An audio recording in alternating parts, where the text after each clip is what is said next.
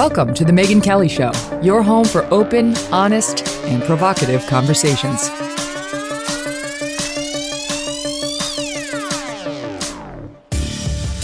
Hey everyone, I'm Megyn Kelly. Welcome to The Megyn Kelly Show. Hope you've listened to our Monday offering with Rob O'Neill because it literally was one of my favorite shows ever. You're going to love it. If you were too busy with your family, don't forget to go hit that one because it's awesome. And so is today's. We have Matt Taibbi, who is just so funny and so talented. He's a journalist. He's a host of the podcast called Useful Idiots. He's a longtime investigative reporter for Rolling Stone, and he's not afraid of anyone or anything, and super smart. And we're going to get into all the latest news with him, including Fauci's many reversals. I mean, just the latest this week. You could go on, of course, with Fauci. Naomi Osaka, this incredibly successful tennis player, one of the most talented and most successful in the world, not just among female athletes, but among male or female, in terms of the money she brings in and so on. Playing the victim now because the press apparently said she didn't play well on clay. Now she can't deal with the media anymore. And the first grade advertisement or video being played here in New York City and probably soon to a school near you, talking about little children's private parts in great detail and biological description and whether our country is losing its mind. Okay, so we're going to get to all of that with Matt in 1 second, but first this. Wouldn't you love to know more about your ancestors? What they did, how they lived, the struggles they overcame? I've always suspected that I come from a long line of mediocrity. I could confirm that tomorrow with Ancestry.com, as could you. What would it feel like to discover family you never knew existed? Well, it would depend on the family. I mean, I guess really, but that's part of the fun of Ancestry.com. It's like gambling, right? It's like going to Vegas. Who do you come from? Are you going to be happy or not? Or how far have you come? That's kind of a fun way of looking at it. You've probably always thought that learning about your family history would take a lot of time, but it won't. With just your grandma's name and a place she lived, Ancestry can give you all kinds of amazing new details you never knew. Would making a quick and easy discovery like that change your life? There's only one way to find out. In just a few minutes, Ancestry Story Scout can find interesting stories, not just about your grandparents, but family members from multiple generations back. I love this. This reminds me of that scene in the movie Hitch. Remember that movie? It's so good, with Will Smith. And he decides to surprise his girlfriend by taking her to Ellis Island. And he looked up the history of like her family. And the guy turned out to be a serial killer. She got really upset. Oh, it's an amazing movie and a great scene. So that could happen to you. It's actually really fascinating to know your history and the people from whom you came, right? What is it going to tell you about your kids and your life trajectory? You don't have to be an expert genealogist or even know much about your family history to build a family tree quickly on Ancestry. Just need a few facts and you can start a tree, add to it with a hint feature that leads you to your family. You might even connect with other people who share common ancestors with you. You can get stories right now about your ancestors for free with just a grandparent's name and a place they lived at Ancestry.com/Kelly. Ancestry has a fresh way of uncovering new stories and details about your family, starting with just the name of a grandparent. Try it at Ancestry.com/Kelly. That's Ancestry.com/Kelly.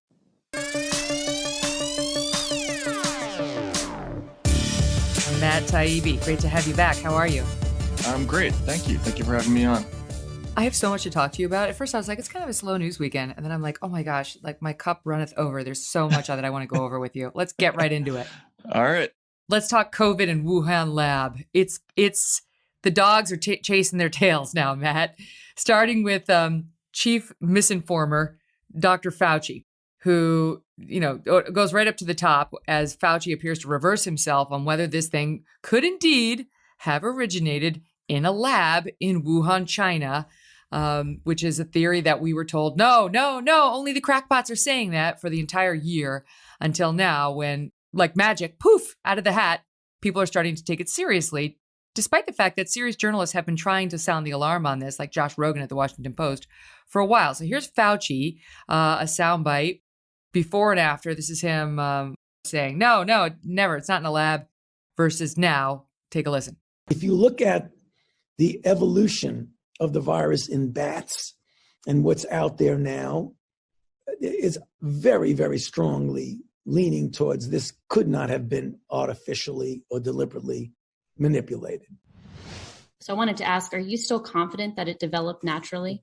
No, actually, that's the point that I said. No, I'm not convinced about that. I think that we should continue to investigate what went on in China. All right. So that's May 2020 versus May 2021. No, he's not still convinced. No, now he wants an investigation.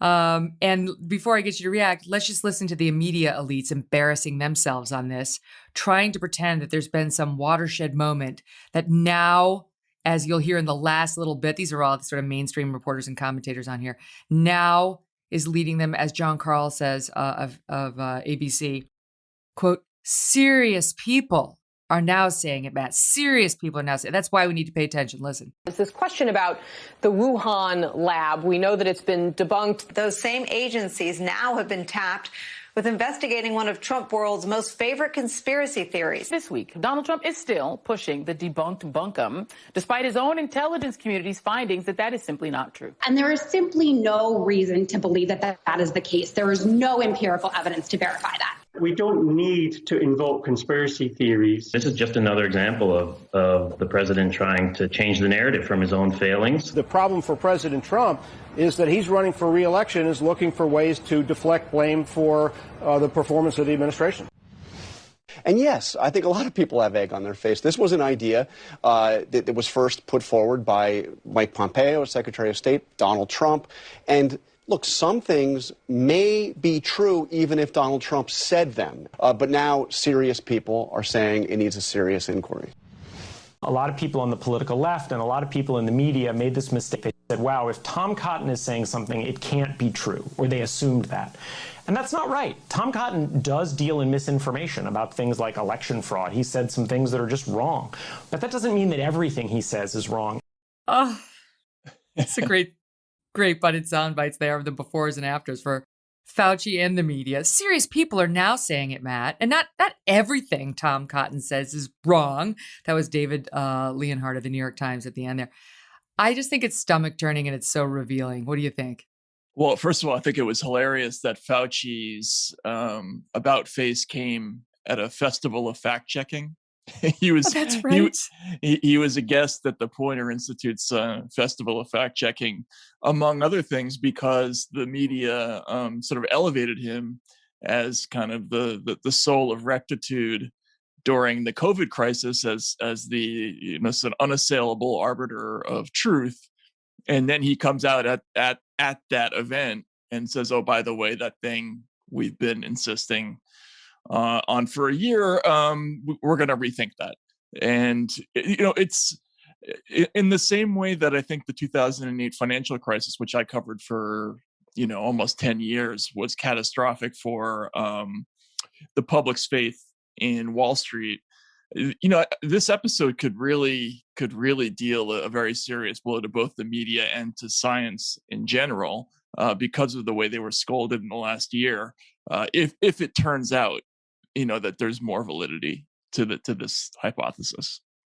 I mean, could the media be dealt any greater a blow than it's already suffered over the 4 years of the Trump presidency? I guess, health, the National Institute of Health, yes. I mean, I feel like we've already watched the CDC and the WHO and the NIH go down, down, down in public opinion.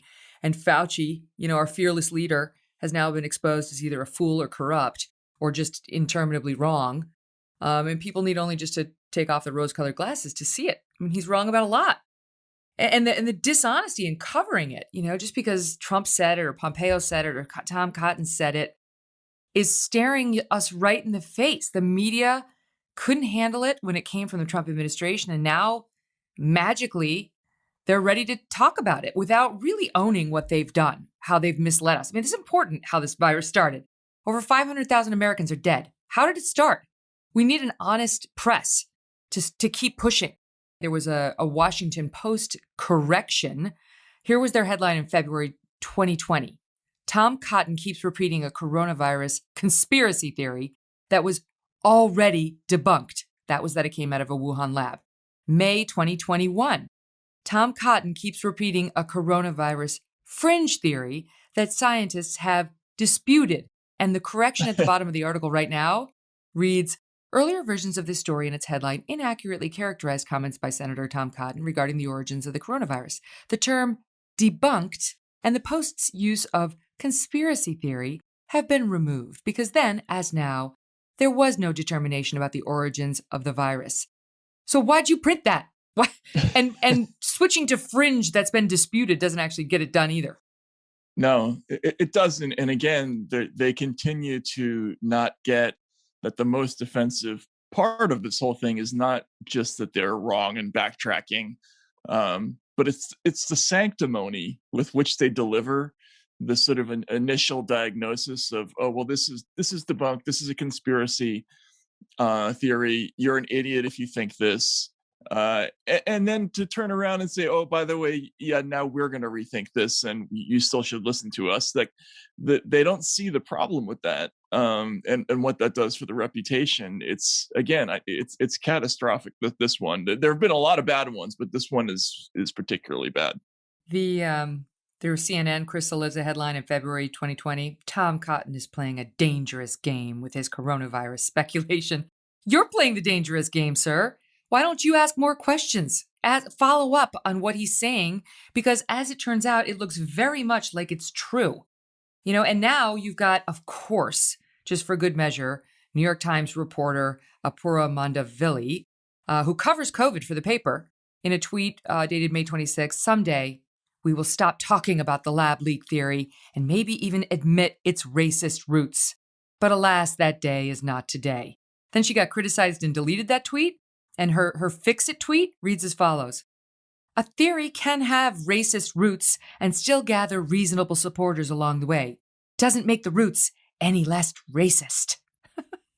Yeah, I can't even parse how you end up having those thoughts in public.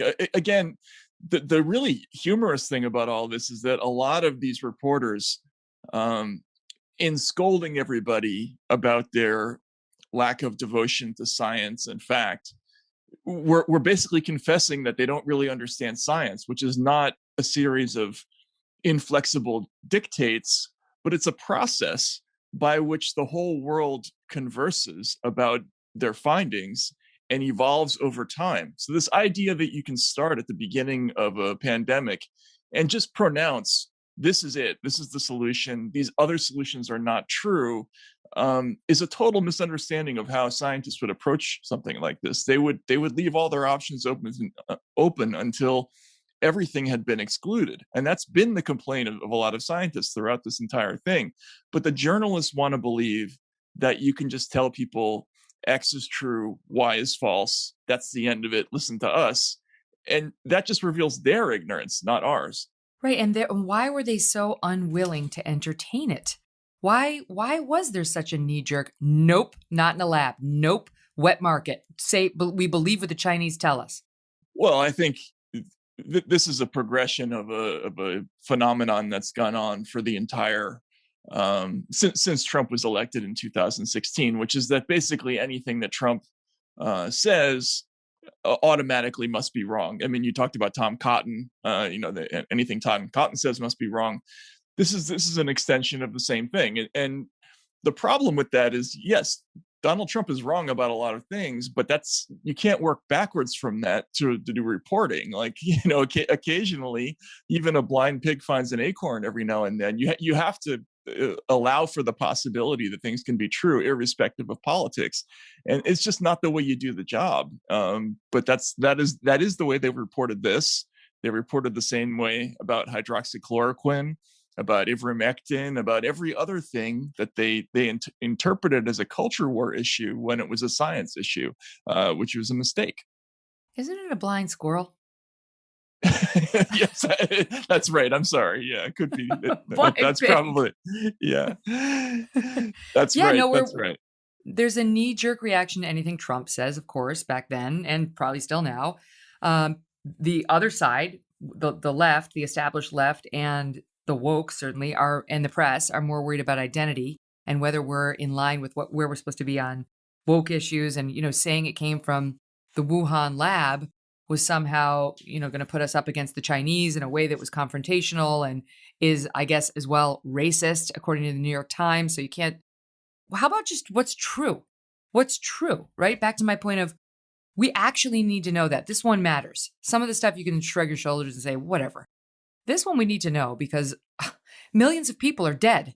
So if this was a mismanaged virus, an intentionally manipulated virus, or God forbid, even a virus manipulated to potentially be a weapon, which isn't seriously out there, but is a possibility, we need to know. So there should be more curiosity. Right. Yeah, exactly. Basically, the way you should do the story is you have to start with the fact that they don't know, right? So they have not yet identified, as virologists usually do in a relatively timely fashion, like where the outbreak started. They haven't found the intermediary host. So all options are still on the table. What are the options? Well, you can list them. There's only a few of them. There's zoonotic origin. There's a lab accident. There's an intentional leak. There's a leak of some kind of weaponized project. The last two are very unlikely, but you have to leave those other options open. And the notion that it's a racist theory, first of all, it's incorrect because many of the proponents of the lab leak hypothesis are looking at a scenario that involves Chinese American cooperation, that involves research that was partially funded by the United States Department of Defense, and involves other American institutions and American scientists. So it's not putting it all on the Chinese necessarily, if this turns out to be what happens. But also, again, as you said, that's irrelevant. Like you first have to figure out what happened and then worry about what the consequences are in terms of the impact of the story. You can't just say, well, this is going to arouse anti-Chinese sentiment and avoid it. If it's true, you have to go there. That's right. Too bad if it arouses anti-Chinese sentiment in some people who want to blame those doing it, right? I mean, that doesn't cover all Chinese people, but those who actually did it, if this was in any way intentional or grossly negligent, yes, they ought to be held accountable. And this is what, again, Josh Rogan, who came on the show not long ago, prior actually to this all blowing up, to his credit, he wrote this book saying, I've been taking a hard look at this and I'm telling you, the odds are this came out of a Wuhan lab and it was in a cave in a bunch of bats who weren't bothering anybody. And they went and they got those bats and they took them to the lab and they researched them and they did gain of function research. And then we had the virus. And if they want us to believe that one of those bats wound up in a Wuhan wet market, they have yet to show us how that happened, how they traveled all that distance, who was patient zero who brought it from A to B. Anyway, so he makes a very compelling case and he tweeted out as follows. Most of the mainstream reporters didn't ignore this lab leak theory. They actively crapped all over it for over a year while pretending to be objective out of a toxic mix of confirmation bias, source bias, their scientist sources lied to them, groupthink, Trump derangement syndrome, and general incompetence. And he went on to say, also, the lab leak theory did not change. It didn't suddenly become credible. It didn't jump from crazy to reasonable. The theory's always been the same. The people who got it wrong changed their minds. They're writing about themselves now with zero self-awareness. He's exactly right. There's no honest showing of the cards. I got this wrong. Tom Cotton was onto something. Mike Pompeo was onto something. The State Department investigation into whether this was out of a lab should have been allowed to proceed to its logical conclusion. And those who are investigating this for the WHO are not honest brokers because they get paid by the Chinese in large part. They're not saying that. They're just pretending that it's an evolving theory that's now got new evidence that's making them take a second look.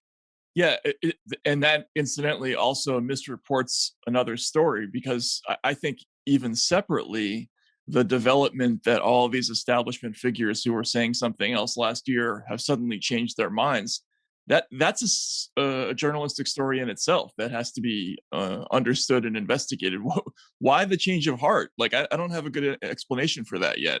And the reason for that is what you're talking about, is because they're pretending that just suddenly the theory became credible.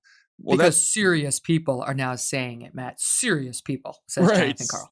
Right. They're suddenly re-examining it or something. That doesn't make any sense to me. Something must have happened to force all of these people to come out in public and start saying this. Now, what is that? Like, it feels to me a little bit like a bunch of people trying to get out ahead of a story, which is something you see frequently with, sort of a damage control type of a situation where they know something's going to come out. So they all start planting the seed of a change in direction, or it could be something else. Who knows? But we haven't had any reporting on that score to really explain what that is either. And that's another failing.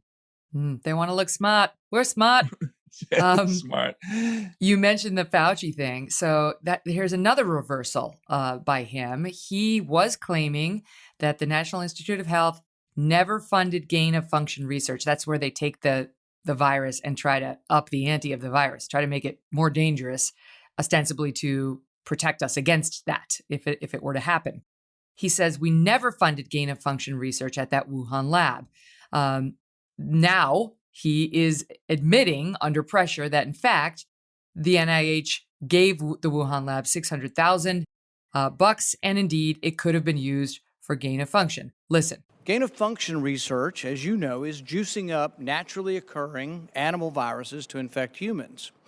To arrive at the truth, the U.S. government should admit that the Wuhan Virology Institute was experimenting to enhance the coronavirus's ability to infect humans. Dr. Fauci, do you still support funding of the NIH funding of the lab in Wuhan? Senator Paul, with all due respect, you are entirely and completely incorrect that the NIH has not ever and does not now fund gain of function research in the Wuhan Institute of Virology. Do they fund Dr. Barrett? How do you know they didn't lie to you and use the money for gain of function research anyway? There's no way of guaranteeing that. I know the scientists that we've dealt with have been trustworthy. Have you ever had a grantee lie to you? I cannot guarantee that a grantee has not lied to us because you never know. So yet another reversal by Fauci. He doesn't know. He has no idea whether they took our $600,000 and used it to up the dangerousness of this virus. And he doesn't seem particularly inclined to do a deep dive on it. No, he doesn't. And again, that makes me wonder a little bit about this sudden change of heart with all these officials. Like, why have they suddenly changed their minds? Is it because news is going to come out that actually there was American money that led to some of these behaviors and irresponsible research, and they know that? That's a consideration. I mean, there's a little group that I did a story on called the U.S. Right to Know that filed a series of FOIA requests about sort of research scientists who were funded by the Department of Defense and their relationship to the Wuhan Institute and what they were doing there. And it's been steadily coming out that there was all sorts of cooperation between the United States and the Wuhan Institute about this kind of research. So it's a legitimate story, and it's not just coming from Mike Pompeo and people like that. It's coming from all sorts of places, and we have to pay attention to it. Now, meantime, in other COVID news, there was a great article in the Washington Post put out there by 4 very smart doctors, one of whom had been on our program last week, and Lucy McBride, saying the masks need to come off the children. And these women actually do advise the CDC, so that's good news. Saying the masks need to come off the children. They need to come off the children at the schools, at the camps, inside too, not just outside. Let's get real. I mean, within 24 hours, the American Academy of Pediatrics, which honestly, I think it's run by far left people. Everything that they have put out from the beginning on this has been near hysterical. Children, they say, ages 2 and up, who are not fully vaccinated. Meanwhile, you can't vaccinate your kid under the age of 12, not that I would. But so you have no option to. They say any child who's not fully vaccinated should continue to wear face masks when they're playing with friends, when they go with you to the grocery store, when they attend school, when they attend camp, in any situation in which they are around groups of people, some of whom may not be fully vaccinated. In response, which all I could think was, F you. They're so out of touch, Matt. You know, it's like, what parent is going to keep their kid, their little, masked? Let's say they don't come up with a vaccine. For the parents who actually want to vaccinate their kids at this young age, what if they don't managed to get enough tested from 2 to age 12. So then what? Your 2-year-old's got to wear a mask for the next 10 years or until somebody somewhere finally pronounces the pandemic over? Yeah, and what's the data on kids that young actually getting the disease? I mean, like, they're not really operating from a place of certainty here. I mean, I think one of the frustrating things about the way COVID has been reported is that it's turned into, again, a culture war issue. Like the whole issue of masks from the very beginning, because people like Donald Trump, scoffed at mask use at various times, it became sort of a virtue signaling issue for a lot of people on the other side. So even after the CDC said, a vaccinated person could go outside without a mask, you had scenes with high-profile politicians like Joe Biden and Kamala Harris, wearing masks for Zoom calls, in rooms full of people who are vaccinated. Like, why are they doing that? Why are they going against CDC guidelines? It's not scientific; it's political, and it's cut off discussion. That should be a normal, natural thing with people. Like, it makes sense that we should wear masks in some situations and maybe not in others. But for some people, it's all or nothing. Like, we should wear them all the time. And anybody who says otherwise is crazy. And it's just ridiculous. The whole thing is again, it's not grounded in science. It's grounded in this political culture war. And you have them justifying this ongoing call for big government to mandate masks, not just for our kids, but for us too. But I'm very focused on the kids who need us to help them. Based on a new variant could come. We don't know. And indeed, the New York Times has a piece out trying to create more fear. And I quote, this is the tweet accompanying the article: "There is troubling new evidence that coronavirus variant first identified in India could be far more transmissible than the one first identified in Britain. For much of the world, quote, this new variant could be catastrophic." Okay, way to put the news out there in a nice measured way. This is what they've been doing from the beginning. They said the Britain variant was going to be catastrophic. Well, you know what? It turns out that the vaccines are handling the Britain variant just fine. They have this knee-jerk instinct to run deep to the fear. Yeah, and that again, that's been a feature of the COVID coverage from the very start, which is let's not even just exaggerate, but let's just play up every negative, terrifying angle as much as we can, and then any angle that suggests that we might, be getting out from under the worst of it. Let's downplay that. Let's not write stories about how the vaccines work. Let's not highlight any of the good news. And again, I hate to keep going back to this, but it's just because, to me, I think it just has everything to do with the fact that the looking on the bright side of it was associated with Trumpism, and the opposite was associated with those who believe in science and all those other things. And so the catastrophizing became a sort of standardized feature of the mainstream journalism on this subject. Now, look, it's been a catastrophe. There's no question about it. It's a massive world event that will be remembered forever. But that doesn't mean you have to tell people that there are going to be bodies stacked in the street, or that 3.5% of all people are going to die, or whatever the numbers were at the beginning. You don't have to exaggerate a story that's that big. But they're doing it anyway. Coming up next, we are going to get into Naomi Osaka, this incredibly accomplished, talented tennis player ruling the female tennis world, who is so tough. She's beaten the likes of Serena Williams and on it goes, but is not tough enough to take a couple of tough questions from the tennis press corps. They're not exactly known for their nastiness, but she's now playing the mental health card, saying her depression, her social anxiety, she can't handle it. She can go out there and she can win 4 Grand Slams, but she can't sit in front of the media because they keep asking the same questions over and over, she says. So what's going on with the wussification of these American women, from Megyn Markle to Naomi Osaka, who then use mental health as a shield, even though they'll use the reporters from whom they're shielding themselves as a weapon to get out their message when it comes to Black Lives Matter, women's empowerment, according to Markle, and how racist the royal family is. It's an interesting dynamic, and that's up next. All right, it's Memorial Day weekend, and Blinds Galore's huge Memorial Day sale starts this week. Everything is going to be up to 50% off. This is one of their biggest sales of the year, and it's the very best time to buy those new blinds you've been kicking around. You've been thinking about it, you want them. Now is the time. Why wouldn't you save 50% off when you can? Hurry up, though, because it's not going to last forever. The sale ends June 2nd. Blinds Galore believes that you deserve high-quality, custom-built blinds, shades, and shutters, and that's exactly what you're going to get. This is a family-owned and run company that's been doing this for over 20 years, led by a mother-daughter duo that truly wants you to love your view.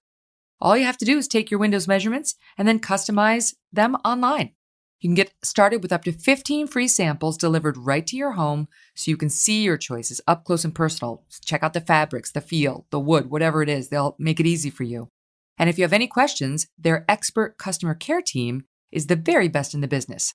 They will be there for you every step of the way, online or by phone.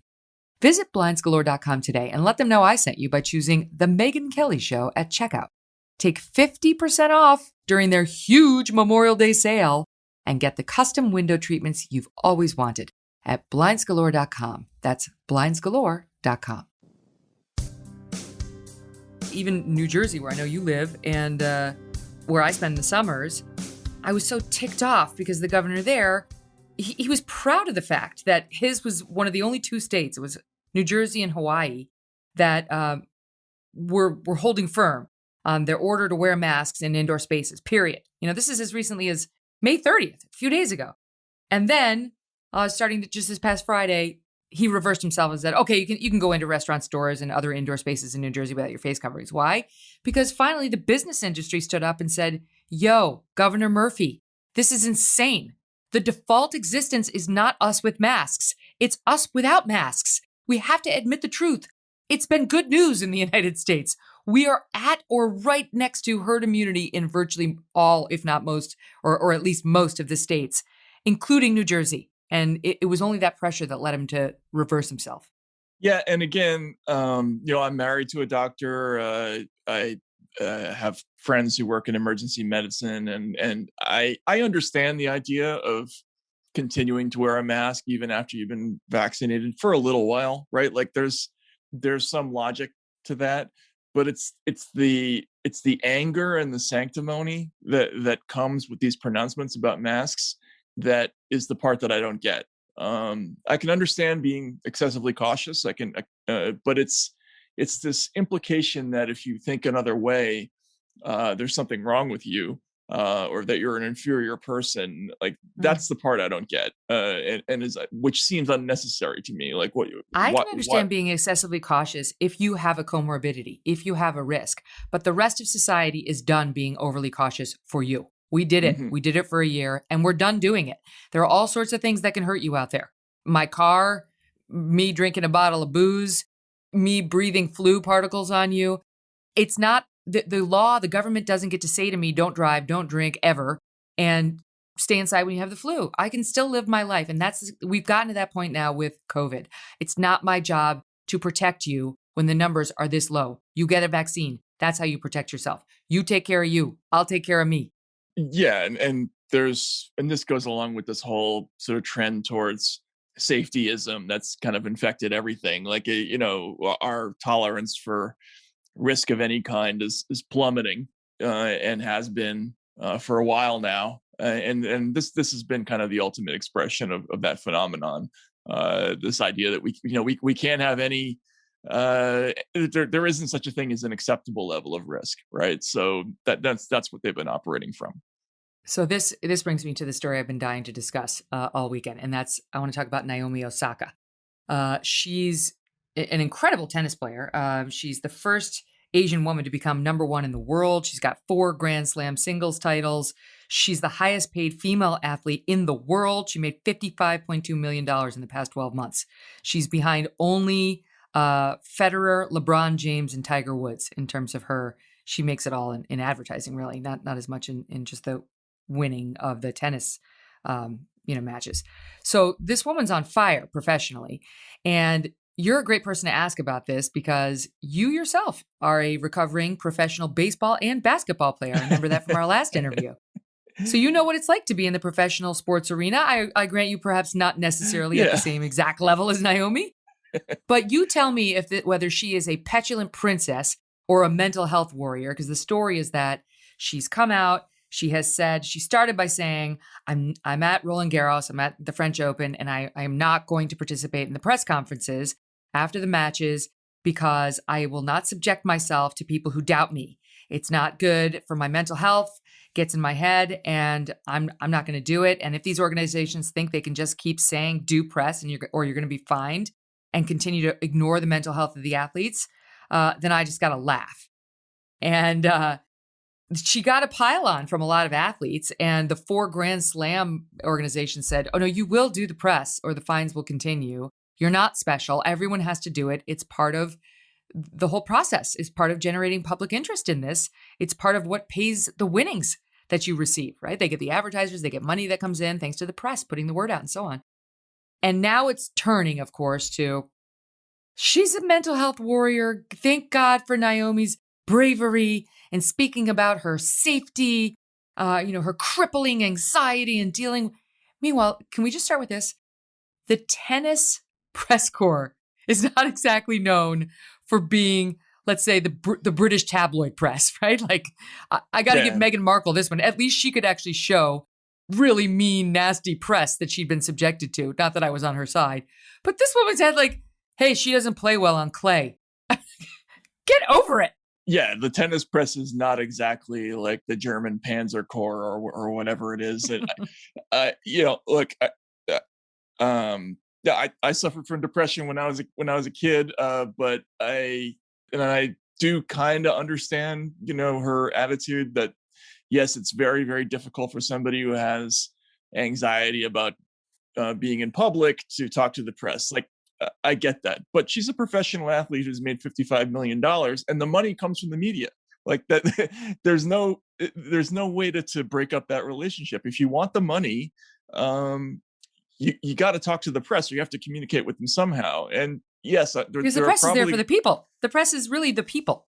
Right, exactly. And if you're not talking to the news media, what you're basically saying is I want the money that comes from the fans, but I don't want to have to communicate with the fans or give anything back to them, except for my play.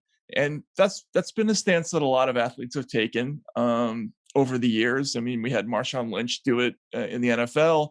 There are plenty of athletes who have been dismissive and uncommunicative with the media. I've been in locker rooms where athletes have just told me to go take a hike. But look, they have rules about this because this is how the money model works in professional sports. And there are going to be outliers who are going to struggle with the media. But once you start celebrating people for making this decision, that's the part I don't get, is this whole like, oh, thank you, for being so brave in, refusing to talk to the news media. And this is coming from the news media. Like that's the part I don't get. That's right. The really Guardian strange. had a piece out that was licking her boots. And in the mornings, I try to listen. I like National Review, the editors, in terms of podcasting. I like you guys listening to Useful Idiots. I like USA, NPR. I mean, I listen to them. I hate their music, and I really don't like their hosts. But I feel like I need to listen to what the left is saying. I heard a USA Today columnist being featured on NPR who was saying, and I quote, wait, hold on, let me get it. They asked her, "What did you think about it?" Her name was Christine Brennan. "What did you think about it?" She said, "Well, she's telling us about her long bouts of depression, about her social anxiety and how she uses her headphones to dull it. And what we are seeing is a young person who made great statements about Black Lives Matter and honoring the victims of police brutality, and just painting her as this heroine because she went out there with BLM masks and so on, and Ahmaud Arbery masks, when she was clearly using the press to make a statement, a political statement that you need reporters to write about what you're putting on that mask, who now didn't come out and say, I have depression, I have massive social anxiety. She came out and said, I don't want the haters to get into my head. That was her first statement. She's like, I've felt people have no regard for athletes' mental health. And this rings true when I see press conferences. We're sat there and we're asked questions that we've been asked multiple times before. or we're asked questions that bring doubt into our minds. And I'm just not going to subject myself to people that doubt me. Is she kidding me? I mean, what she's saying is you can ask me questions so long as I come out as a badass. But if you ask me anything about my shitty play on clay, I'm out. No, yeah, it's ridiculous. I remember, a baseball player once, he was complaining about, he had a bad game, and he lashed out at the press, basically saying, what do you want me to say? I missed a hanging slider, that happens in sports, but you have to be, part of the reason we admire athletes is because they're tough, and toughness is what separates people who are just sort of very talented from the great champions, right? From the Federers and the Nadals and those sorts of people. It's the determination and the ability to fight through adversity. This is part of the thing that we're teaching young people when we teach them to admire these champions, is that you have to persevere. You have to get through those tough times. When you're down 2 sets in a couple of games, maybe a break or two, like you got to fight through. You got to keep playing, and that's why they get the big money. That's why we admire them. And suddenly now, the message is a little bit different. It's we want to lionize people for something else entirely, which seems to run counter to the prior ethos of the sport, which I don't really understand. And she seems to be misleading. I mean, if she had come out and said, I suffer from depression and I have high anxiety, and this has been a nightmare for me from the beginning, which is where she wound up after so much criticism. That's now her line. But her opening statement was not about that. It was, we're subjected to these questions that we have to answer over and over again. She wasn't talking about what she's now saying. And the person who really put the lie to her now reliance on the greater mental health and depression and anxiety message is her own sister. Her sister Marie came out and said, so many people are picky on this term, mental health, thinking you need to have depression or some sort of disorder to be able to use the term mental health. But she said, look, she's just trying to block everything out because people's remarks get into her head. And I quote, tennis players don't get paid to do press conferences. They only get paid when they win matches. And then when people were like, okay, Marie's speaking the truth. She wants to win. She doesn't want any negativity in her head. We understand it, but hey, it's part of the game. Everybody has to do it. Marie quickly deleted that, walked it back, said, I screwed up. It was like, we get it. She doesn't want to hear negativity. You think Federer does? You think Nadal does? I mean, Rafa Nadal came out and said, without the press, without the people who travel, who are writing the news and the achievements we're having around the world, we wouldn't be the athletes we are today. We're not going to have the recognition that we have around the world, and we will not be that popular, right? Exactly right. That's just the way it works. And so you can't have the glowing magazine covers and $55 million endorsement deals without dealing with the people. Right. Yeah. You could have sports the way they were once upon a time, when they weren't heavily attended. There was no television. The media didn't travel everywhere, and athletes made $12,000 a year and had to sell insurance in the off season. It's like playing in the WNBA. Right. I mean, if that's what you want, then you could go that way. But if you want to make $55 million, you can't do it without the media. It's just it doesn't work that way. So yeah, it's a frustrating story. Boo hoo, boo effing who. That's how I felt. Like, come on, just get tougher. I mean, I understand. Finally, now she pulled herself from the tournament, which is what you should do. If you can't handle it, don't play. Don't play. It's part of the game. We all understand that. There is a reason a lot of people don't want that job. Can't make it to that point, right? And just the same reason with Megyn Markle. There's a reason those other women didn't want to marry Prince Harry. They knew it was coming their way in terms of the scrutiny of themselves and their lives. You willingly jump into it. Don't expect us to feel sorry for you when the press does what the press is going to do. And at least in Markle's case, the press was mean. This woman hasn't had some avalanche of bad press, and I really think she needs to toughen up. Okay, that's my 2 cents on it. It was really irritating me, so sorry. Let's talk about the latest in cancel culture, because I saw you did a really interesting piece on Antonio Garza Martinez, and I don't think that this is getting enough coverage. Tell us who he is and what happened to him. Yeah, Antonio Garcia Martinez, he's an author. Well, first of all, he's had many careers. He worked at Goldman Sachs once upon a time. Then he went to Facebook, and he was a fairly high-ranking executive there. He essentially ran Facebook ads for a little while. Then he dropped out and wrote a book called Chaos Monkeys, which is it's a terrific book. He's just one of these rare people who drops out of a profession, turns out to be a born writer. It's very much like Liar's Poker. If you've ever read that book about Wall Street, it's Michael Lewis book. It was a very funny, revealing, damaging look at what the tech business is like. And after a while, he did the writer thing for a while, and he wanted to go back into working in tech. So he got a job at Apple.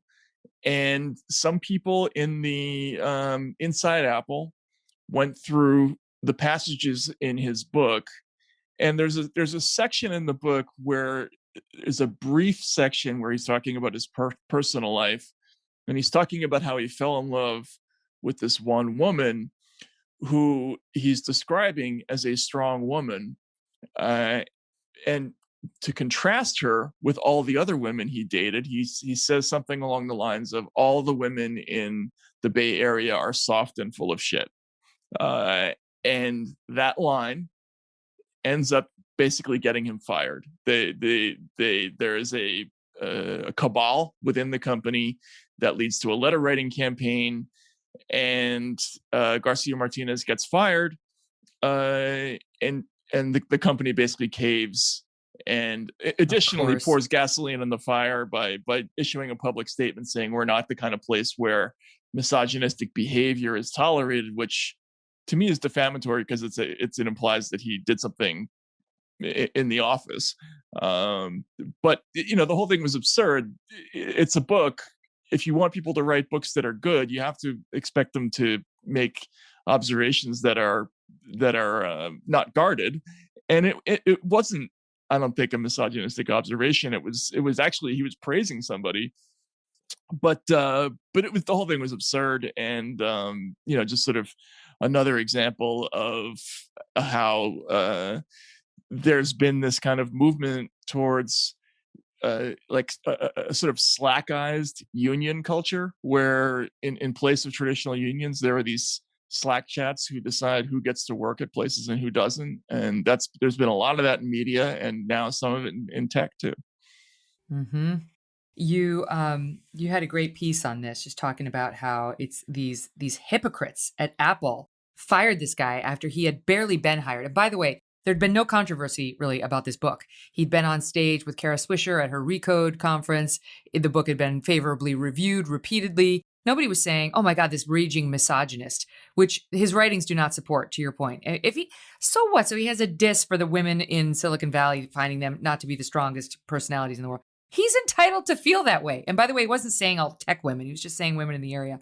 But now we have to pretend that he's a sexist pig because some people within Apple wrote a letter saying, and I quote, given Mr. Garcia Martinez's history of publishing overtly racist and sexist remarks, we're concerned that his presence at Apple will contribute to, cue the words, an unsafe working environment for our colleagues who are at risk of public harassment and private bullying.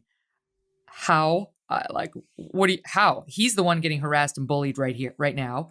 And you raised a great point about Apple's hypocrisy when it comes to, let's say, for example, Dr. Dre. Right. Yeah. Who is a has a senior position within the company, and has ever since Apple acquired Beats by Dre, and owns a massive amount of Apple stock, and yet is also the author of songs like "Bitches Ain't Shit" and some others that we could get into. And I like Dr. Dre. I don't want to point a finger at him. I think his music is cool. There's some other stuff going on there, but the hypocrisy is ridiculous, right? Like they're certainly not going to get rid of Dr. Dre, and there hasn't been any workplace movement to oust him, but they will go after somebody who's low profile enough that they can get away with flexing a little bit of muscle, and that's what happened in this case. So and you pointed out in your piece that The Verge, this publication, The Verge, says Silicon Valley has consistently had a white male workforce. And you go on to say, this is classic Matt Taibbi, apparently not bothered by Antonio's not whiteness. Yeah, right. Yeah, he's Cuban. It's I guess Latinx or whatever people would want to call Oh it. But God, don't say yeah, that. I know. I hate going there, but yeah, no, it's ridiculous. He's not a white male, and it's the whole thing is absurd. In fact, there was a huge debate about that, whether he was whether or not they could call him white on Twitter, even though he was Cuban. He's which white was adjacent. He's right. white Yeah, when exactly. you're Latin and you make money, you're white adjacent. And I didn't know all this stuff about Dr. Dre, I confess. Your article got me sort of going down the rabbit hole on him. This is you saying he's author of such classics as you pointed out, Bitches Ain't Shit, Lyrical Gangbang, the subject of such articles as Here's What's Missing from Straight Outta Compton, Me and the Other Women Dr. Dre Beat Up. So I actually went and pulled that article that you referenced, Here's What's Missing from the movie Straight Outta Compton. And it's written by this woman, Dee Barnes. And Dee Barnes was the host of a well-known Fox show about hip-hop called Pump It Up. And she says in this piece that you reference, it's out there, she's on the record with this, Dr. Dre attempted to throw me down the stairs, slammed my head against the wall, kicked me, stomped on me. And Dr. Dre admitted, quote, it ain't no big thing. I just threw her through a door. He pleaded no contest to assault. Multiple women have come forward to say he beat the hell out of me. And they're cited in this piece. His girlfriend, Michelle, who came out and said, I was just a quiet girlfriend who got beat on and was told to sit down and shut up. He punched his label mate, Taibbi, twice at a Grammys party in 1990. Black eyes and scars he gave to his collaborator, Michelle. On it goes. And then this article points out that when he was in the group NWA, they were doing songs like A Bitch is a Bitch, Find 'em, F 'em, and Flee, One Less Bitch, and I quote, perhaps most offensively, She Swallowed It. On that track, one of his bandmates brags about violating a 14-year-old girl. 14-year-old girl. Oh shit, it's the preacher's daughter and she's only 14 and a hoe. But the bitch blank D like a specialized pro. I mean, no problem with Dr. Dre. Welcome to Apple. He's been, I didn't know he'd been given an executive role there. He can come aboard, but this guy who says, yeah, Silicon Valley has a type of woman that I don't find all that impressive. He's got to go.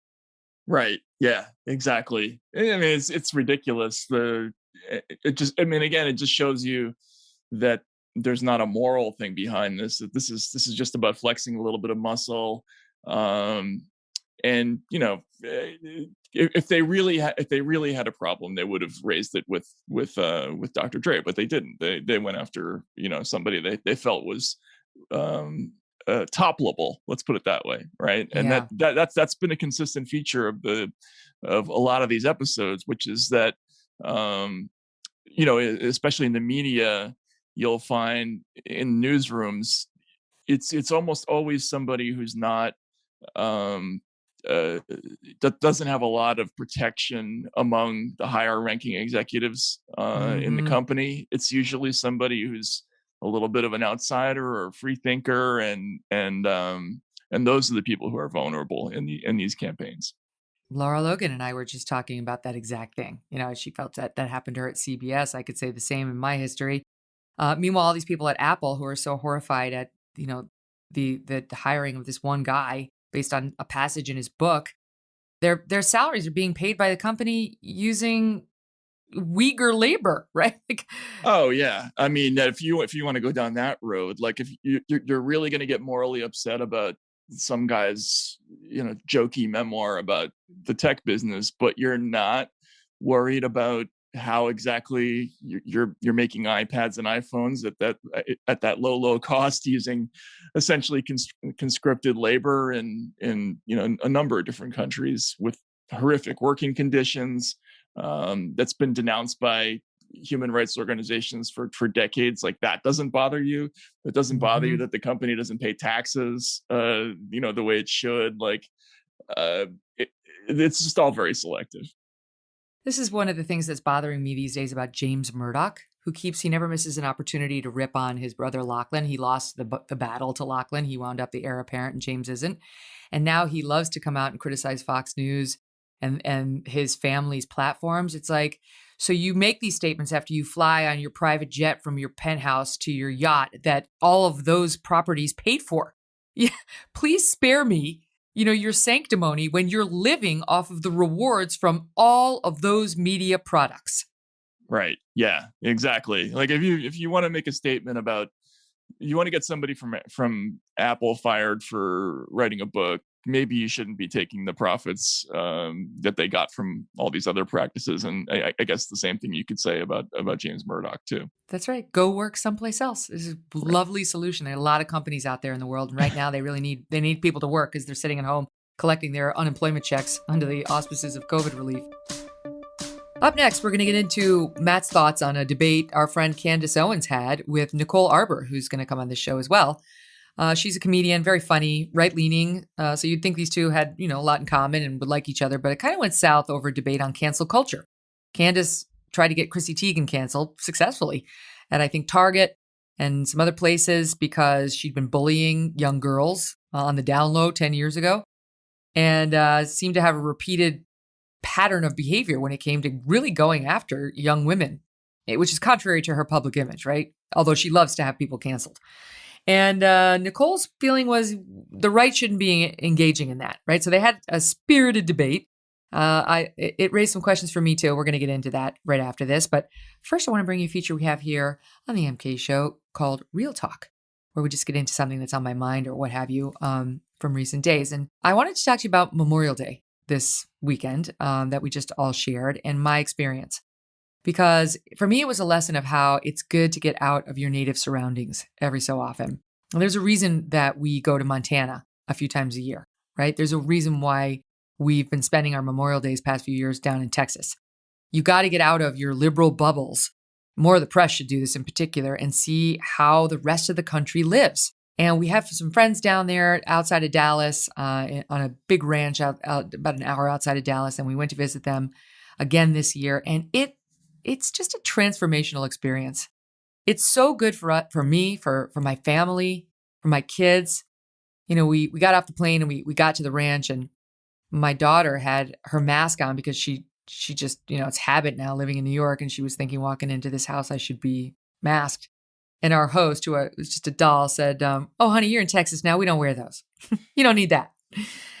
So we hardly took it off. And it was the beginning of a wonderful mask-free weekend, indoor and out. You're not in New York City anymore when you're driving from the plane to the ranch and you see a big, big sign 6 months after Trump leaves office that reads Trump country, right? You don't see that in New York City. You see him in like handcuffs in the pictures here. You got, you drive past the horses and the cattle and you see ranchers with the cowboy hats and the boots on the horses doing their things. And even just the way we lived while there, right? Like we went on canoe rides and saw a tarantula and we ran into a water moccasin, which was scary but cool since we didn't get hurt.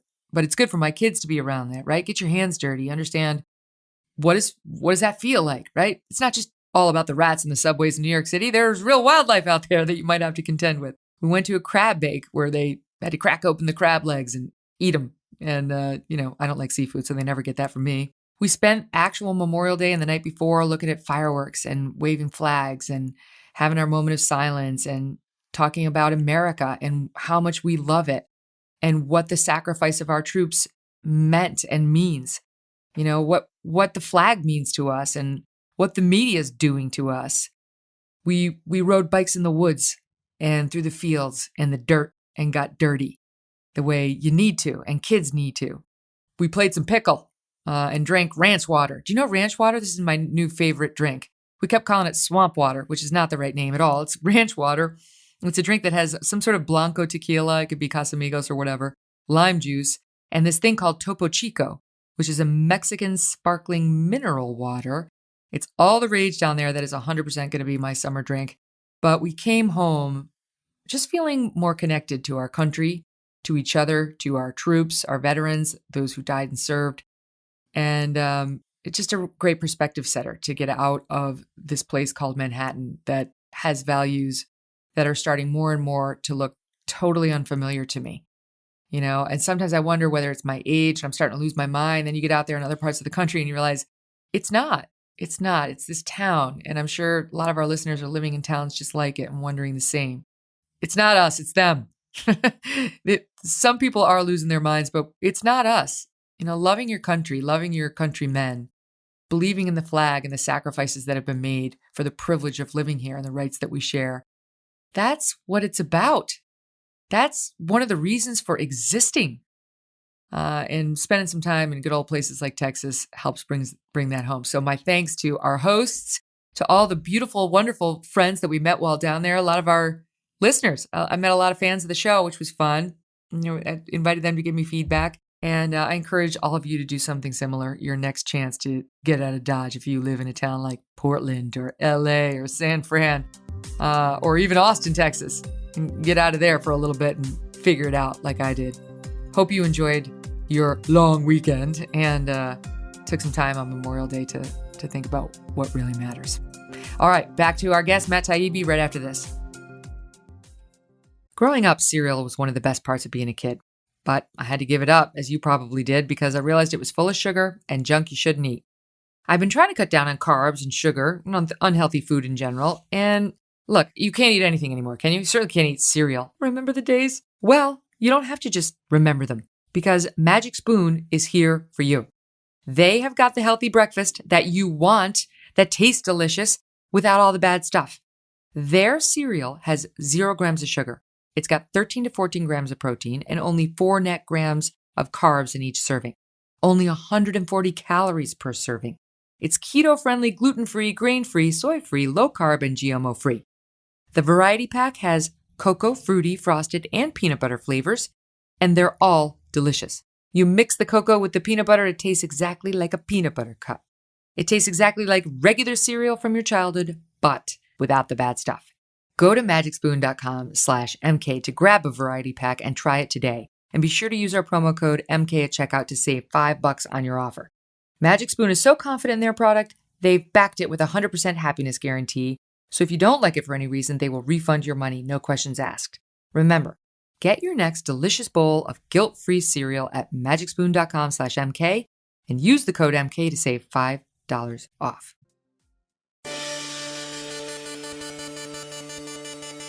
I want to ask you about an interesting debate that happened recently on, Candace Owens has got this once a week show now and online or at the Daily Wire. And she had on Nicole Arbour, who is a comedian. She's a Republican. She's a Trump voter. So you'd think these two gals would kind of get along.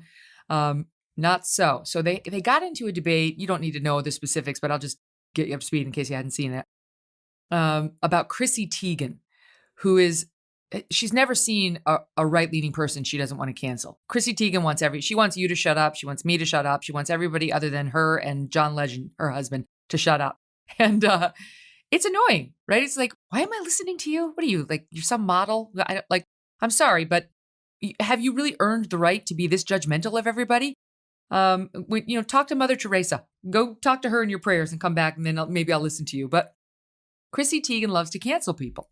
And Candace called her out because it turns out Chrissy Teigen is not a very nice person behind the scenes and was really going after this one woman named Courtney Stoddard, who, when she was 15, married a guy in his 50s, clearly inappropriate, a grooming situation.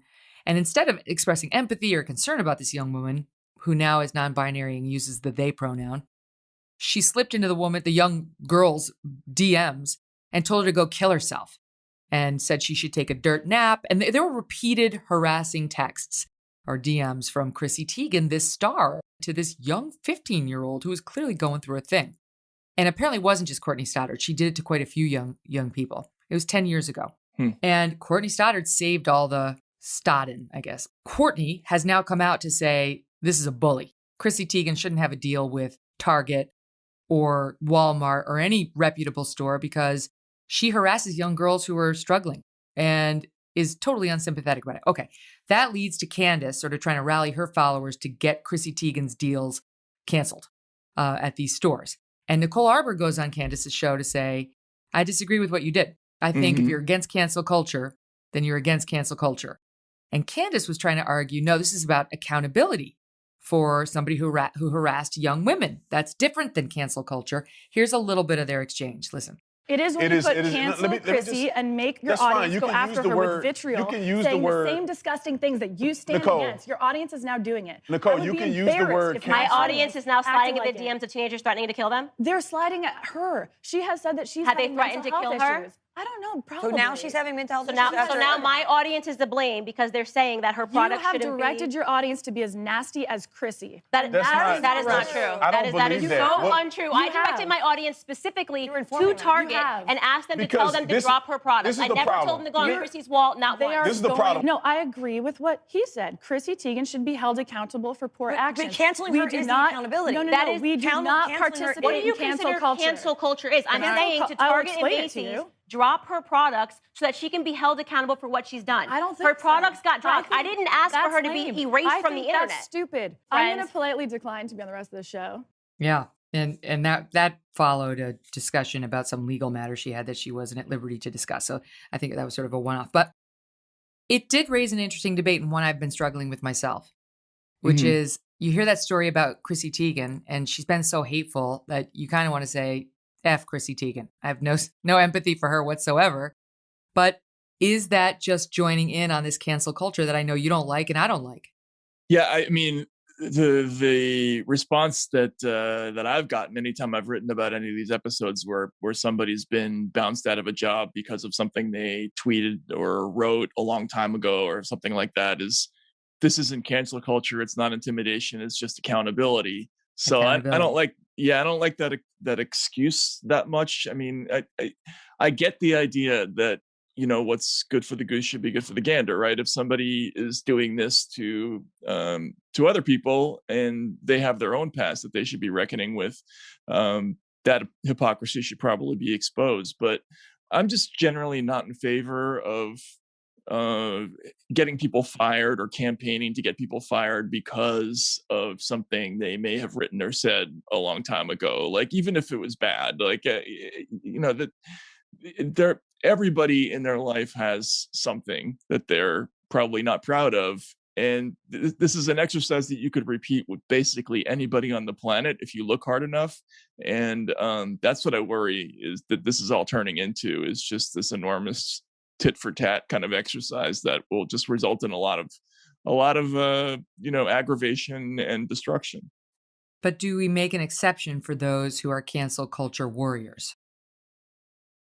No, but I mean, I guess my sympathy would more go in the direction of let's just stop doing this, you know. But we tried that and they won't. Right? Yeah. I don't know. You're right. It's a tough issue. I just can't imagine myself ever being moved to use any of the time I have on Earth to try to organize a campaign to get anybody fired from a job. Like, I just don't understand that mentality, right? Like, that's part of what I don't get is, you know, you worry about your own situation and try to make your own contribution the best you can. I get that. And I think probably the Matt Taibbi article or the Megyn Kelly commentary would have been something along the lines of, she's a hypocrite. Nobody should be listening to Chrissy Teigen on any of her cancel this one or this one's bad or that other one's bad because look at her history, as opposed to targeting the stores to cancel her deal.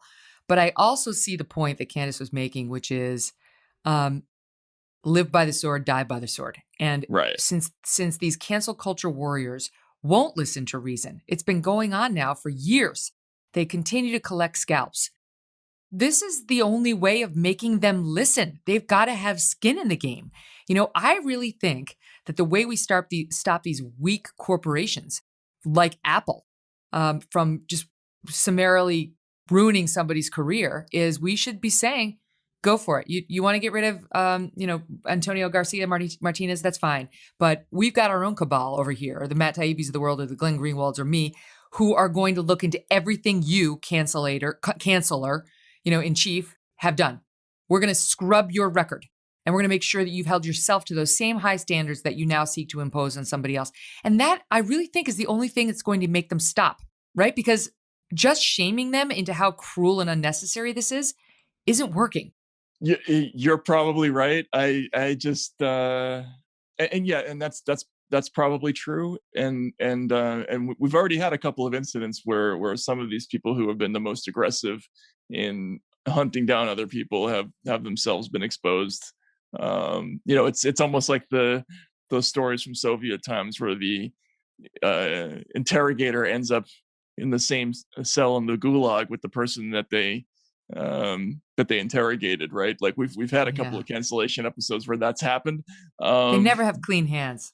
Right. Yeah, exactly. But I just, this process of hunting through people's backgrounds for sins, it's a little bit too NKVD for me. Like I get it, and I probably wouldn't stand in its way, but it's all ugly to me.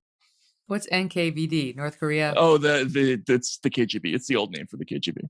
Oh, I didn't know that.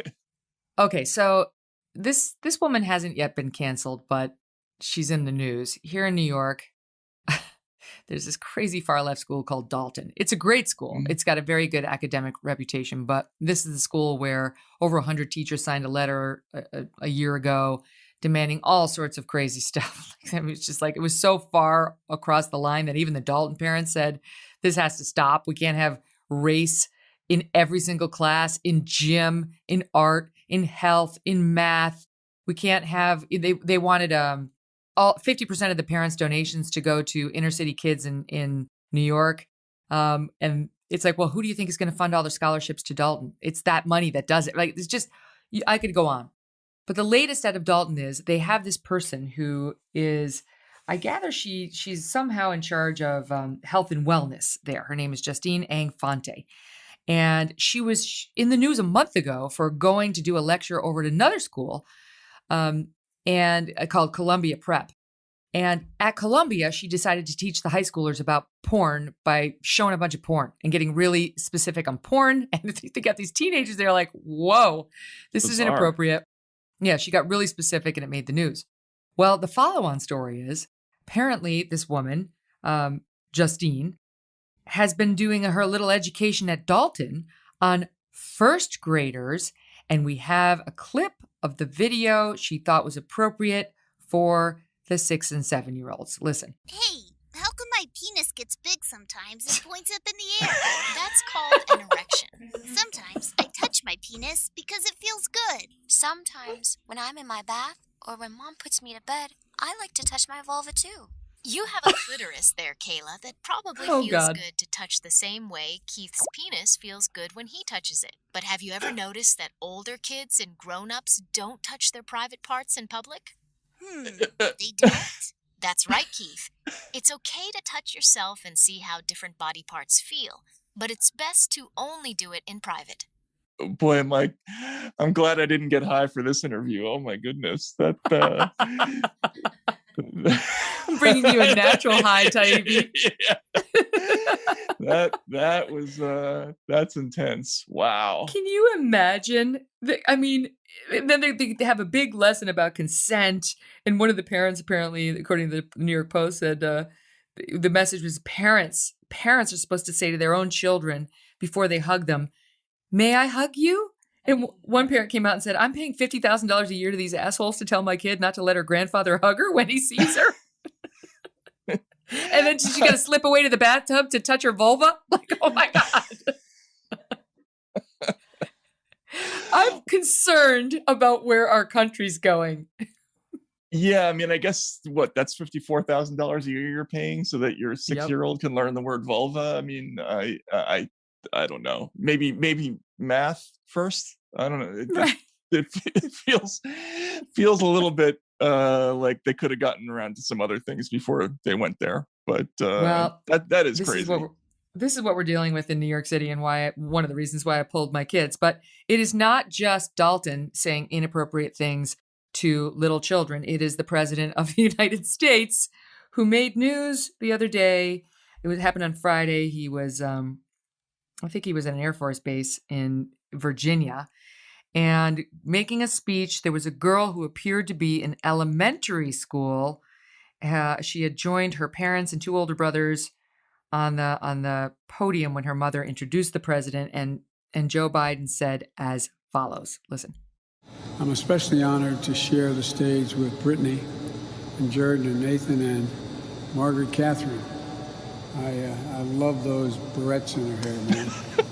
I tell you what. And look at her. She looks like she's 19 years old, sitting there with her, like a little lady in a race car. Oh my God. Oh, that guy is the gift who keeps on giving. He's amazing. Why did he say that? I mean, he's obviously past the point where they're of coachability, or otherwise, he would have stopped doing that stuff a while ago. But he reminds me of that character in Hot Shots that Lloyd Benson played. Lloyd Bridges played the Admiral Benson character. He's just completely nutty, and that's who he is. Yeah, and is he all there? Right? Is he all there? This clip made a lot of headlines over the weekend, and I loved it too. I confess, where he got his ice cream and he came out, and as soon as he said the flavor, all the people in the crowd, which apparently included the press, started oohing and eyeing. It was oh God, who was it? Molly Hemingway, who came out and said, "This is the way you speak to your 3-year-old when you're trying to teach them that they won Candyland." But you can hear. So 2 things. I'm gonna play the clip. Listen to the reaction of the crowd, and listen to the way he speaks. He speaks like a 3-year-old. Listen to this clip. Mr. President, what did you order? Chocolate chip. Oh yeah, chocolate chip. What is your message to Republicans who are prepared to block the January 6th commission? Can we hear that again? I need to hear that one more time. Can you re-rack that, Natasha? Let's hear that one more time. Mr. President, what did you order? Chocolate chip. Oh yeah, chocolate chip. What is your message to Republicans who are prepared to block the January 6th? Oh my God. Ooh. You're a big boy, aren't you? Can you believe? Put your pants on all by yourself. It's amazing. Right? The sycophancy that they've been bringing to the coverage of Biden it's like so embarrassing at this point. They don't even try to disguise it anymore. So no, they really are that enamored with him. Yeah, I mean, it's such a polar opposite of what happened with Trump. Like, Trump would do the tiniest little thing and it would generate headlines for 4 or 5 days as the second coming of Beelzebub or something like that. Oh, they would have found a way to say his chocolate chip was racist and that he was covering up something he had done inside the ice cream shop. I mean, right, or Putin chose the flavor or something like that, right? There'd be in-depth pieces on how that had always been Putin's favorite from the time he was a child in St. Petersburg. Exactly. Yeah, no, it's ridiculous, and which is it's funny most of the time, but it does actually matter, because what ends up happening is they end up just not going and doing any reporting at all on things like major changes of mind that the president or whoever is actually running the country has about things. They said for months that they were planning on doing this massive sort of open-ended rescue program that would be transformational. And then, they sort of abruptly came out a couple of weeks ago and said, no, we're actually, we're planning on cutting back on all these programs. And we're not going to forgive student debt. We're not going to do all this stuff. And there was just nothing in the press about it. There's not going to be a public health care option. We're not going to raise the real estate tax. We're not going to do any of these things. No one seems to care because, to your point, he's transformational, Matt. He's transformational. That's their narrative. Even chocolate chip is transformational, and they've committed to it, and that's the lens through which I think they're genuinely seeing this guy.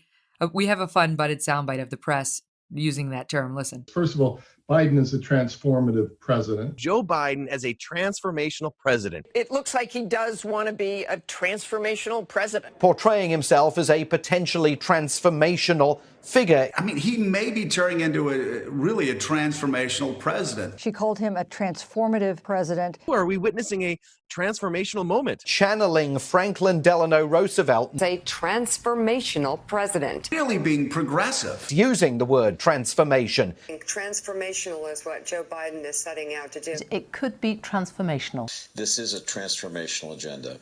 Bernie Sanders is supposed to be the transformational guy. Yeah. Oh, hardy har har. I forgive me. I credit where credit's due. That's from your YouTube channel. Yeah, you're the one and who put that together. But you nailed it. yeah, it's so funny because I mean, my favorite one in that whole clip is Joe Scarborough, who's saying, he could be transformational, as though it just occurred to him, and it wasn't that the Biden administration has been telling reporters for a year that this is the word we want you to use, and we want you to compare him to Roosevelt. That's our new theme. For people who don't know how campaign, I mean, you obviously have done this, Megyn. Like when you go out in the campaign trail and you meet with the aides after the events, they said they'll go over the themes that they're trying to push. With you, they'll say, our guys, our candidate is trying to do X, Y, and Z, and we think that this is reminiscent of Roosevelt, and we think that this is transformational, blah, blah, blah. So they're feeding you the lines, and it's bad enough that they're repeating them, but it gets really embarrassing when they pretend it's their own idea, right? Like that they thought of it. Like that shows you how paper trained the press is when You that know what it starts reminds happening. me of? It reminds me of that scene in Devil Wears Prada where Andy, the assistant to Miranda, who's really the Anna Wintour type mean character who runs the magazine, the assistant Andy, played by Anne Hathaway, comes in, and the Meryl Streep's character is like, I don't know. They're both so similar. They're looking at these two blues that are the difference is imperceptible to the average layperson. I'm still learning about this stuff and This stuff? Oh, okay. I see. You think this has nothing to do with you. You go to your closet and you select, I don't know, that lumpy blue sweater, for instance, because you're trying to tell the world that you take yourself too seriously to care about what you put on your back. But what you don't know is that sweater is not just blue. It's not turquoise. It's not lapis. It's actually cerulean. And you're also blithely unaware of the fact that in 2002, Oscar de la Renta did a collection of cerulean gowns. And then I think it was Yves Saint Laurent, wasn't it, who showed cerulean military jackets? I think we need a jacket here. And then cerulean quickly showed up in the collections of 8 different designers. And then it filtered down through the department stores and then trickled on down into some tragic casual corner where you no doubt fished it out of some clearance bin. However, that blue represents millions of dollars and countless jobs. And it's sort of comical how you think that you've made a choice that exempts you from the fashion industry when in fact you're wearing a sweater that was selected for you by the people in this room. The manipulation starts deep and works its way out to the point where somebody like Joe Scarborough is pawning it off like it's his idea. Meanwhile, he's just parroting talking points. Joe Scarborough, the only man in media to have loved both Trump and Biden. Right? And now, in excusing his Trump sycophants, he just says, "Well, I have no influence over anybody who votes on the right." Okay, that's one excuse for what you did. But yeah, so talk about that. Why does it matter? Because little by little, the transformational message is falling apart. Well, it matters because you should, first of all, when these aides talk, you should do a little digging. Like, is it true? Like, does the candidate actually have a record of doing what they're saying, what they say they're going to do? And in Biden's case, they began the campaign whispering to reporters, and I covered them a little at the beginning. Basically, their message behind the scenes was, we're not the big ideas campaign, we're the stability campaign, and so don't use that kind of language with us when you're talking about us, because we want to get credit for being the unthreatening, the safe date in the field, right? Mhm. And they went and they did that. And I mean, if you go back and look at the coverage of Biden in the early part of the primary, they used all of that language. And then when Bernie Sanders was beaten, and suddenly it was advantageous, according to the polls, to start describing yourself as transformational, because that's what Democratic voters apparently wanted, they started selling that. And that's when reporters started pushing that word. And again, like, it's not our job to do PR. Like, politicians have money to buy commercials. If they want to sell people on the idea that they're transformational, they're free to buy ads and tell you that. Like, it's not our job to do it for free. That's the problem that I have. And it's this instinct to try to get closer to people in power by doing them a favor, a PR favor, which is dangerous, because in a pinch, what will happen is the reporters won't go against the politician, and they won't write something negative, and that's where it's dangerous. That's absolutely where they are. Although you say that the Biden's message was, "I'm the safe date." Tell it to the little girl in the elementary school at the Air Force Base With the barrettes. I'm not sure she's looking at him that way. I just think so often they can't get out of their own way. It's like, why? How has he not learned to not comment on girls or get near girls? And why did that family, for that matter, put her anywhere near him on a podium? Yeah, how do you get to be all the way to the White House if you're the kind of person who says you look like you could be 19? On TV, like it is amazing that he made it that far. It's incredible. And look at Kamala Harris. I mean, what do you think about her? Because she's obviously the presumptive nominee. I mean, this party that is so devoted to diversity and identity, there ain't no way they're getting rid of Kamala Harris as the nominee. She's a terrible candidate too. She's just a terrible politician. I mean, I don't know what she's like as a person, but she is a terrible politician. And going into the Memorial Day weekend, which is the one holiday, even unlike Veterans Day or July 4th, where we are meant to remember those who died for our country. And her message for the people to consider going into that weekend was, and I quote, "Enjoy the long weekend." And then she got so much, a picture of herself. And then so much blowback that then she kept trying to undo it. Like, oh, remember the fallen troops. It's like too late. We know what you stand for. Rob Lowe had a better message. I saw a split screen online of what he said versus what she said. He worked in a fake White House when he started in the West Wing, and he seemed to get the message better from Aaron Sorkin than she got from her boss, because she was way off message. Yeah, and it's funny, at the beginning of the primary cycle in, I guess it was 2019, all the sort of think tanks and Democratic strategists were telling all the reporters, like, oh, the candidate you have to watch is Kamala Harris. Like that's who's going to end up winning this thing. That's who we want to win this thing. And, she got very favorable treatment in the press. There were loads of these sort of hagiographic portraits of her on covers of magazines, and she was a complete dud. As a candidate, the voters just overwhelmingly rejected her over and over and over again.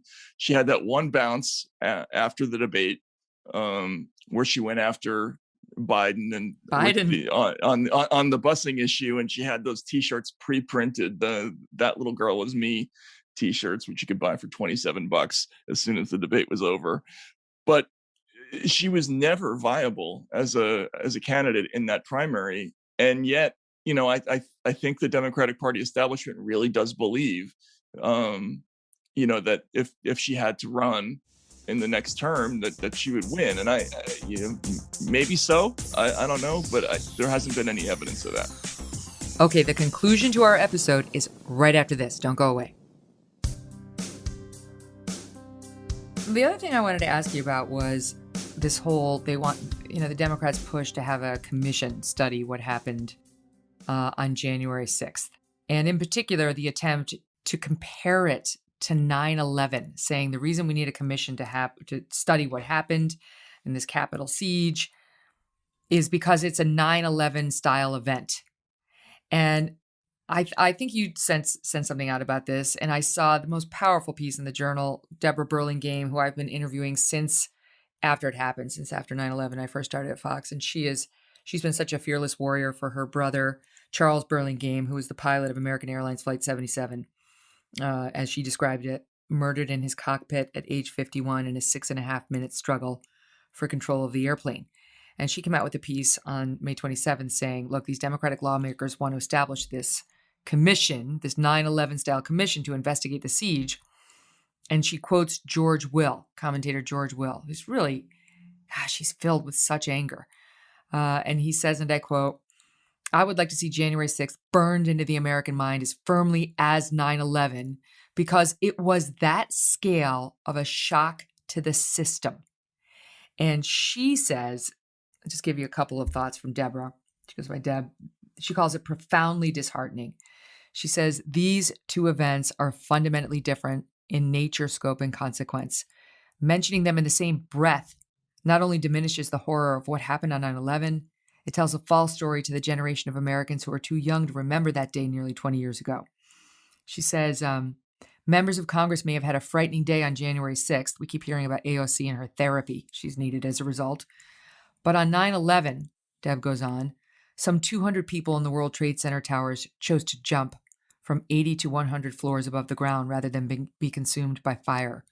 A woman waiting at a lobby elevator bank was burned over 82% of her body when jet fuel from the first plane sent a ball of fire down the elevator shaft and into the lobby. I know this woman. Her name's Lauren Manning. I interviewed her. She spent 3 months in a hospital burn unit and was permanently disfigured.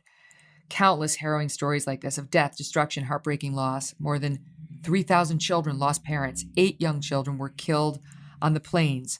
Recovery personnel found 19,000 human remains scattered all over lower Manhattan from river to river, including on rooftops and window ledges. She says some families received so many notifications of remains they couldn't take it anymore and asked for them to stop. More than 1,100 families received nothing. Their loved ones went to work that morning and disappeared. Finishing up here, she says the attack brought down our nationwide aviation system. It shut down the New York Stock Exchange for days. It destroyed or rendered uninhabitable 16 acres of lower Manhattan, including the underground subway and commuter train lines, and destroyed a section of the Pentagon. Rebuilding at Ground Zero is still incomplete, and the U.S. troops are still in Afghanistan. On January 6th, Congress resumed its session that evening. It's deeply offensive and sad, she says, that the brutal and harrowing memories of the worst terrorist attack in American history are being deployed by political partisans. They're using 9/11, not as an example of what the American people endured and overcame together, but explicitly to divide, to stoke hatred, and to further a political agenda aimed at stigmatizing the other party and marginalizing ordinary Americans. What do you make of it? I actually think it goes even further than that. Like, I think this effort to compare January 6th to 9/11, has a lot to do with the desire on the part of some politicians to sort of remake the domestic security apparatus in the same way that we remade the international security apparatus after 9/11. I mean, this whole concept. We had news stories just a couple of weeks ago that the Biden administration was considering sort of a policy of having the Department of Homeland Security cooperate with private investigators to look into the communications of certain people, of certain political groups, because it would be illegal for the government to do it themselves, without probable cause. That's scary. That's what I worry about, is that they're looking for a domestic war on terror. They want the capability to go through those kinds of investigations, to use tools like FISA to go after people within the United States. And there's already an extensive record of those programs being abused. And what happens when they allegedly have a domestic justification, a legal window to start using those powers on the population? Like that's the big fear for me, is that the end game is that. So you see the attempt to establish this commission as tied. It's sort of the camel's nose under the tent. Like, we've got to crack down on these people. We have to do, it's all hands on deck, the same sacrifice of civil liberties we saw after 9/11, an actual terrorist attack on our country need to be made now. Those same sacrifices in our civil liberties need to be made now to protect against white supremacists and so on, all the bad guys that the left claims are responsible for what happened on January 6th. Yeah, we've already seen some pretty remarkable behaviors where they're stopping people at airports, they're searching their computers, their phones. If we have even like a theoretical tie to anybody who was traveling to Washington that day. That's what I worry about, is basically they're going to have a commission that's going to come to some kind of conclusion about how there's a gap in the domestic security apparatus that has to be closed by means of programs X, Y, and Z, right? And that's what they'll come up with recommendations, and probably it will just be legalizing things they're already doing. But that's what I worry about. Yeah. That's her closing line in that piece was that the world-changing attack of September 11th, 2001 shouldn't be used either as a precedent or moral authority to create a commission whose sole purpose is to turn a straightforward law enforcement failure into destructive political theater. And your point is it's far more nefarious than just destructive political theater. It's an excuse to gain even more control over our lives, to increase what's becoming the new surveillance state. This is what Glenn Greenwald's been jumping up and down about his old place that he founded, The Intercept, which seems to have done a complete 180 on the protection of privacy and civil liberties. They sound more like Fox News right after 9/11. Yeah, and they had they're doing a new series of stories that's basically going through a hacked archive of files that they got from Gab. And I wrote about this. Glenn has commented about this, that this is kind of contrary to the original mission of the Intercept, which was, they were the tenders of the Edward Snowden archive, and they were dedicated to kind of exposing the excesses of the federal surveillance state, and conversely to protecting the privacy rights of individuals, because that was the whole idea of the Snowden revelations was, look, they're spying on us, right? Illegally. They've assumed authority that they don't really have to listen into and catalog our communications. And now here basically the Intercept is doing the same kind of work that law enforcement would like to do, which is go through the private communications of private citizens and look for evidence of sort of political unorthodoxy. Now, there are circumstances under which that kind of reporting could be legitimate, but the irony of the Intercept doing it, I think, to me is pretty strong. They have lost their way. All right, I want to end with this because I heard you mention on one of your podcasts recently that you have a new approach to the news, and I thought this is interesting, and I can kind of relate. You said I only really read what I'm interested in. I'm not doing the wide swath approach to journalism in the mornings. How does that work, and how's it going? Yeah, not really all that well. I mean, you backslide into reading everything again, but they get you. Yeah, but I think the problem for me and for a lot of other people, even just people not in the media business, is just there's just too much stuff out there, and if you follow it, you will go crazy. Like it's designed to make you upset. Yes. Constantly, and I think there's only a limited amount of mental attention that any one person has that they can use. For my purposes, if I focus on more than one or two topics at a time, I get overwhelmed. But beyond that, it's just so aggravating to read the stuff that's in the news now that I think it's not good for your mental health. Like, I think we have to ration that somehow in the future. And it is like the economics theory of garbage in, garbage out. You have to be so careful who you choose to let in. Right. Yeah. You should think about what's going into your brain in the same way you think about what's going in, what you eat, right? Like you don't just eat everything you see. Like, you have to have some lettuce sometimes. And, like, I think it's the same thing with news. You just can't keep eating like rage and division like all day long. It's just not good for you. If news were a meal, what would it be? With red meat, like hardcore alcohol, some sort of increased, in proof alcohol, like, the stuff you used to drink when you were in college when you couldn't afford anything. Right. Bacardi 151, right? Or something like that. Yeah. I can't remember the name. I had some encounters. I don't remember them. There's a reason for that. I think we all did. Yep. Matt Taibbi, such a great time catching up. I always love getting your take on the news. Thank you for being here. Thanks so much, Megyn. Take care. Don't forget to subscribe to the show, download the show, and go on there, give me a 5-star rating and a comment, would you? I've read every single one of the reviews. We're now at 18,000 some odd reviews. I've read every single one. Even those of you who say you read these, like you don't believe me. I read them. I see you. And I love feedback. And I love comments on Monday's show in particular, because I just thought that was gangbusters. Rob O'Neill just hit the ball out of the park and made me proud to be an American. Wonder what you thought of that, of Matt, of everything. So get on there and let me know, and subscribe now, because if you do, we'll give you a tap on the shoulder on Friday to remind you to listen to Dennis Prager, the soothing balm of Dennis Prager. Love this man. He's up next. Don't miss it. See you then. Thanks for listening to The Megyn Kelly Show. No BS, no agenda, and no fear. The Megyn Kelly Show is a Devil May Care media production in collaboration with Red Seat Ventures.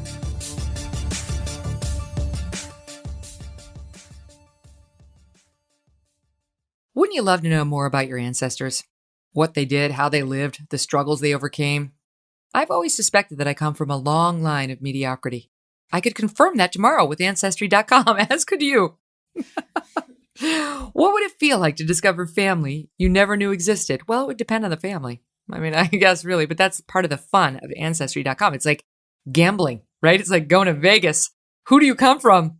Are you going to be happy or not? Or how far have you come? That's kind of a fun way of looking at it. You've probably always thought that learning about your family history would take a lot of time, but it won't. With just your grandma's name and a place she lived, Ancestry can give you all kinds of amazing new details you never knew. Would making a quick and easy discovery like that change your life? There's only one way to find out. In just a few minutes, Ancestry Story Scout can find interesting stories, not just about your grandparents, but family members from multiple generations back. I love this. This reminds me of that scene in the movie Hitch. Remember that movie? It's so good, with Will Smith. And he decides to surprise his girlfriend by taking her to Ellis Island. And he looked up the history of like her family. And the guy turned out to be a serial killer. She got really upset. Oh, it's an amazing movie and a great scene. So that could happen to you. It's actually really fascinating to know your history and the people from whom you came, right? What is it going to tell you about your kids and your life trajectory? You don't have to be an expert genealogist or even know much about your family history to build a family tree quickly on Ancestry. Just need a few facts and you can start a tree, add to it with a hint feature that leads you to your family. You might even connect with other people who share common ancestors with you. You can get stories right now about your ancestors for free with just a grandparent's name and a place they lived at Ancestry.com/Kelly. Ancestry has a fresh way of uncovering new stories and details about your family, starting with just the name of a grandparent. Try it at Ancestry.com/Kelly. That's Ancestry.com/Kelly. Kelly. Kelly.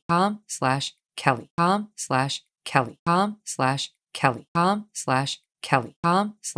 Kelly.